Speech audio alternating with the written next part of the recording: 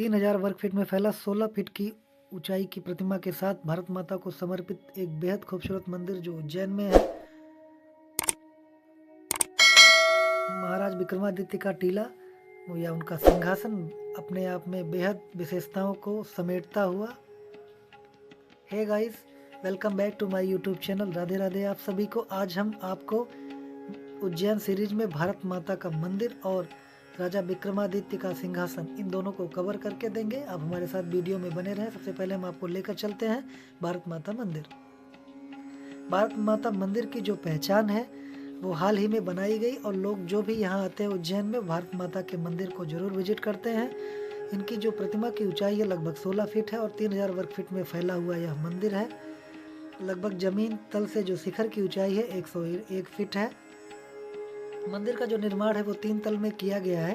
प्रथम तल में ध्यान केंद्र, योग, व्यायाम, पुस्तकालय की व्यवस्था है और द्वितीय तल में 120 लोगों के बैठने का ऑडिटोरियम और डॉक्यूमेंट्री थिएटर है।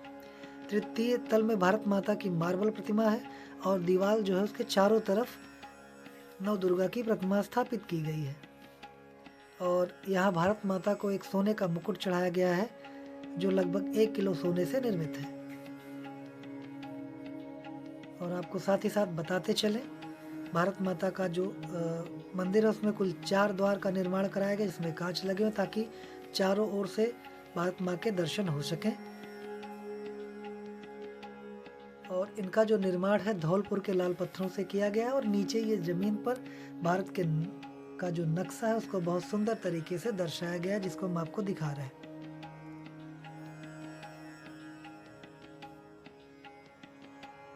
और ये अगर आप यहाँ आते हैं तो जो महाकाल मंदिर की शुरुआत है वहीं के पहले इस भारत माता के मंदिर की स्थापना की गई है। ये महाकाल मंदिर के मुख्य द्वार के पास ही है। तो आप जब भी उज्जैन में महाकाल मंदिर विजिट करने आते हैं तो भारत माता के मंदिर बिल्कुल आइए और भारत माता का भी दर्शन कीजिए।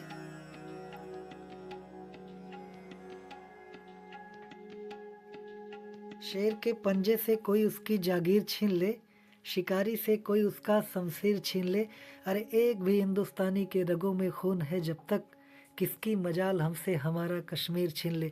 तो जो हमारे अंदर जो उत्साह और धैर्य, सम्मान और हमारी निष्ठा को प्रदर्शित करता है वह हमारी भारत माता के प्रति हम लोगों का समर्पण है। और उसी समर्पण को मन में भरने के लिए, उसी उमंग को मन में लाने के लिए ये खूबसूरत से मंदिर का निर्माण किया गया है। और जिसकी विशेषता वो सब चीज़ें हम आपको पहले ही बता चुके हैं। आप हमारे साथ भारत माता के मंदिर का दर्शन करते चलिए। चलिए आपको ऊपर लिए चलते हैं और दिखाते हैं ऊपर क्या क्या व्यवस्थाएं इस मंदिर में दी गई हैं।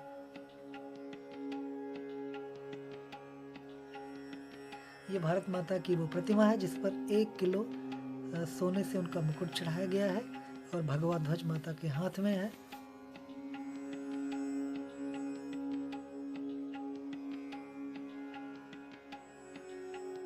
बेहद खूबसूरत मंदिर है। यहाँ जब भी आप आए तो जरूर आएं और इस मंदिर का दर्शन जरूर करें।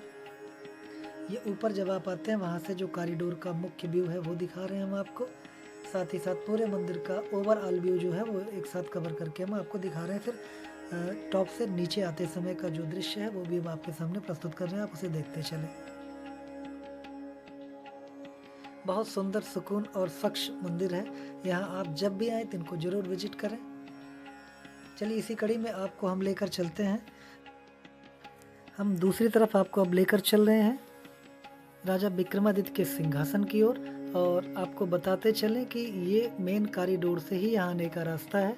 तो आपको ये 2-3 जगहें आसानी से कवर करने में कोई इशू नहीं होगा क्योंकि हरसिद्धि माता का मंदिर, भारत माता का मंदिर और विक्रमादित्य जी का सिंहासन, ये तीनों जगहें एक ही सीरीज में हैं तो इनको आप आसानी से यहाँ आकर कवर कर सकते हैं। रुद्र सागर के पास ही एक टीला है और वहीं सिंहासन जो है ज़मीन में दबा हुआ है।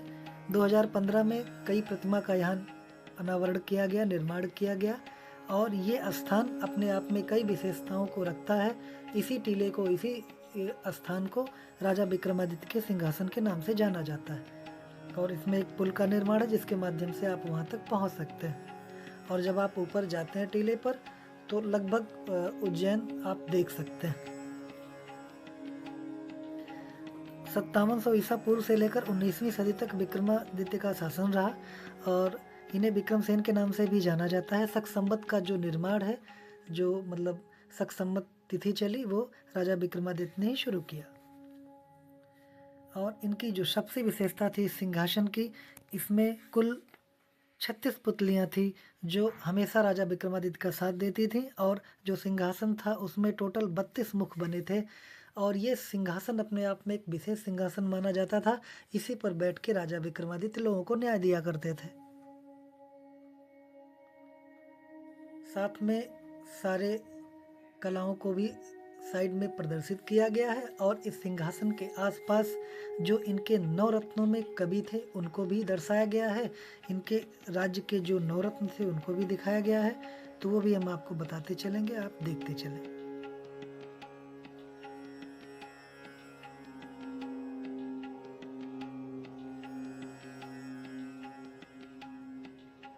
ये सबका नाम आप देख रहे हैं, जो पुतलियाँ थी जितनी थी सबको यहाँ मूर्ति में पिरो करके उनके नाम का बोर्ड नीचे लगाया गया। जब भी आप यहाँ आते हैं तो उनको पढ़ सकते हैं, अपने हिसाब से देख सकते हैं।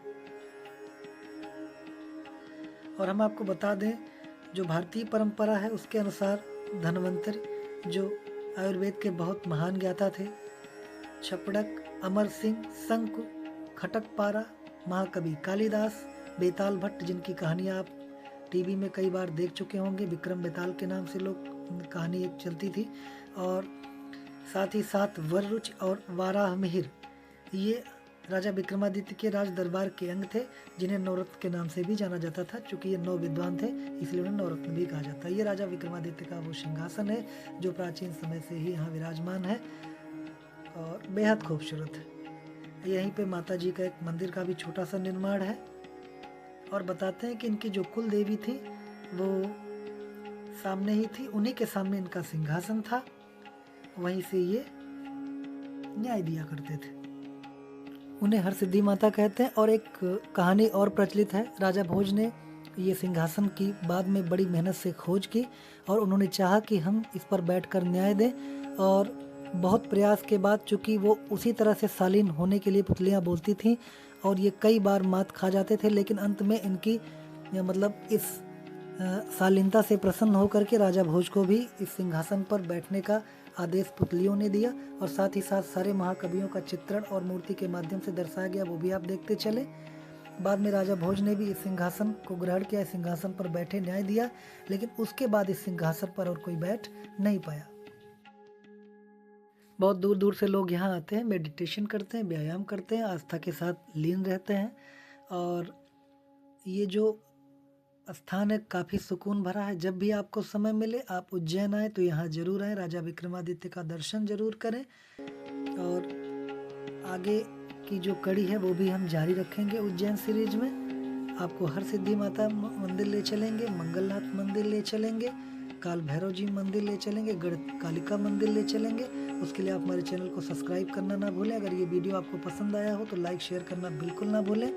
अपना और अपनों का ख्याल रखें, खुश रहें, मस्त रहें, मुस्कुराते रहें और साथ ही साथ अपने आसपास सफाई का भी ध्यान रखें। मिलते हैं अगले वीडियो में, तब तक के लिए जय महाकाल, राधे राधे।